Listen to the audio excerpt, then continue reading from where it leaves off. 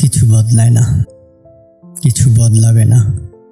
ভোরের পাখির কলতান, বেলা শেষের সূর্যাস্ত, বহমান নদী, নিশীথের ঝিঝি পোকার ডাক, সবকিছুই থাকবে আগের মতোই।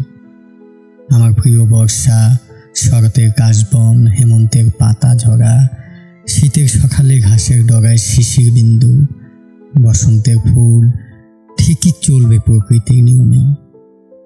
আমার পছন্দের গানের লাইন, চেনা রাস্তা, হঠাৎ বলে ওঠা জীবনানন্দ দাশের বনলতা কোনোভাবেই হারিয়ে যাবে না আমার অনুপস্থিতিতে।